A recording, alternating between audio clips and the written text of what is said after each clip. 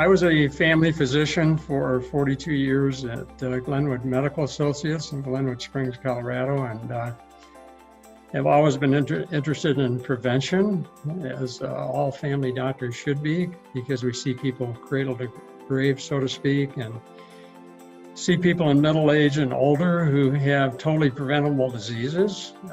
So why wouldn't we be preventing these diseases instead of just treating them when they occur? And I retired about 4 years ago, but I'm still quite active doing volunteer consultations, and I'm just coming out with a book in the next couple of weeks, and I write a weekly column for a local newspaper about health and that kind of thing. So yeah, let's talk about why exercise is important and a little bit of the science that tells us it's important. So I assume everybody knows what the blue zones are. If not, those are 5 areas in the world where people live a particularly long time and have good quality of lives up until the end. And these are places like Okinawa and the Seventh-day Adventists in Los Angeles, who, for religious reasons, are at least vegetarian, if not vegan.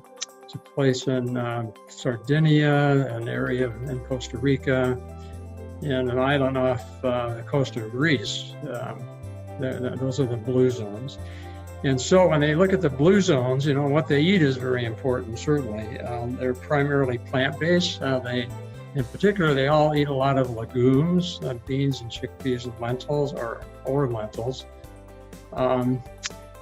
And they all move about frequently. Now, the people in the blue zones don't necessarily exercise as intensely as a lot of Americans do when they go to the gym for an hour, but their cultures are set up so that people just move about every 20 minutes on the average. They're walking, or going to the store, or in some cases they're shepherds, or just low level but frequent exercise. And that's one of the reasons that these people seem to live so long, and they don't get these chronic degenerative diseases that so many people get in this country and other Western societies. A lot of people, well, and there are lots of other studies that show that exercise is just an important part of optimal health. Dr. Greger, who I'm a big fan of, he wrote a book called How Not to Die, and he also has a wonderful website called nutritionfacts.org. But in the second half of his book is about what we should be eating and doing every day, and he's got his daily dozen. So 10 of the daily dozen are foods that we should be eating every day. The 11th one is types of fluids we should be drinking every day, and the 12th one is exercise. And he presents a lot of evidence, which you can look at his book, or you can find it on the website by searching it. A lot of evidence that exercise helps prevent and reverse obesity, helps prevent and reverse depression, helps prevent and reverse diabetes and high blood pressure, cardiovascular disease, and helps prevent even many kinds of cancer, believe it or not. So exercise is very important. A lot of people say they're going to exercise because they want to lose weight. And I think they need to realize that if you want to lose weight, it's what you don't eat that's the most important thing. It's certainly good to get in the habit of exercising at the same time you're changing your diet. But I used to have a handout in my office when I was still in full-time practice that I would give to people, and it had a picture of different things that you might eat, like, and probably the healthiest one was a bran muffin. And if you eat a bran muffin, say for breakfast in the morning, you would have to play tennis for 1 hour and 10 minutes to work off those calories you got in the bran muffin. So the point of that is that what you don't eat is the most important for losing weight. But once you've gotten down to your ideal body weight, then exercise is extremely important for weight loss maintenance. So again, the foods we should be eating every day are in the daily dozen, and they're all plant-based foods. So that's a good place to start. So as far as how much exercise and what kind of exercise, I'll tell you what Dr. Greger recommends, and everything he tells us is very evidence-based, by the way. His book, How Not to Die, is a 400-page book, which looks a little daunting to people when they think about reading it, but the last quarter to a third is all references. So that means his book is not as long as it looks, and also is very evidence-based. And everything he tells you on the internet is evidence-based as well, and he mentions the studies that the information comes from. But he presents evidence that we should be doing low-level exercise for 90 minutes every day, or vigorous exercise for 40 minutes every day.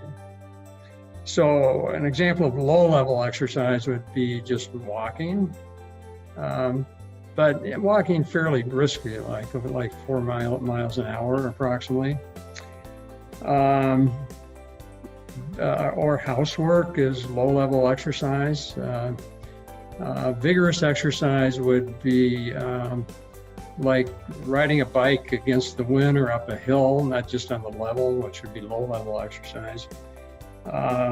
Cross-country skiing is vigorous exercise. Doing circuit training with weights and that kind of thing. Now, a lot of people are going to have trouble finding 90 minutes out of the day to do low-level exercise, and hopefully they can find 40 minutes out of the day to do vigorous exercise. But for most people, even that's a little more than they can deal with, because of busy schedules. So what I tell people, and this is based on lots of other studies, I tell people to exercise 30 minutes a day, hard enough so they could talk but not sing. So what that means is if you're exercising and you can't even talk, you better back off a little bit.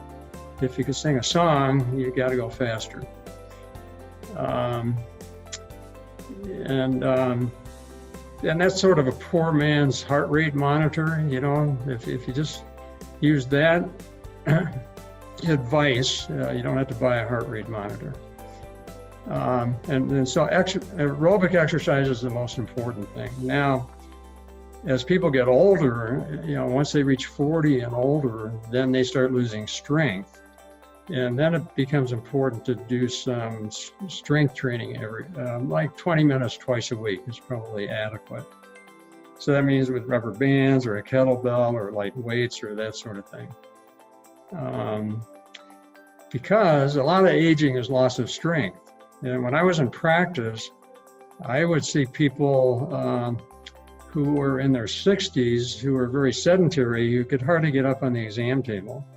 And I would see people in their 90s who were exercising all their lives, who would hop right up on the exam table.